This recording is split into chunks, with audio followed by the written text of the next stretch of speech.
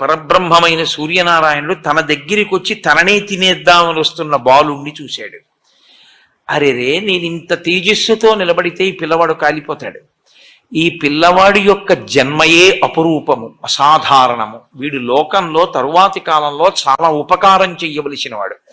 కాబట్టి ఈ పిల్లవాడిని నేను చెనకకూడదు అని తన తేజస్సుని ఉపసంహారం చేశాడు. ఆ పిల్లవాడు దగ్గరికి వెళ్ళిపోయి ఆ సూర్య బింబాన్ని పట్టుకున్నాడు, పండనుకుని తిందామని. అది పర్వకాలం కాబట్టి రాహువు సూర్యుణ్ణి గ్రసించడం కోసమని ఆయన వచ్చాడు. పిల్లలకి చాపల్యం ఉంటుంది, కాసేపు ఇది పట్టుకుంటారు, ఇంకొకటి కనపడది ఆకర్షణీయంగా అనిపిస్తే దీన్ని విడిచిపెట్టి దాన్ని పట్టుకుంటారు. కాబట్టి ఇప్పుడు ఆయన ఈ సూర్యబింబాన్ని విడిచిపెట్టి ఆ రాహువుని పట్టుకోవడానికి వెళ్ళారు. ఆ రాహువు ఈ పిల్లవాడిని చూసి హడిలిపోయాడు. హడిలిపోయి, నాకు దేవతలు వరం ఇచ్చారు,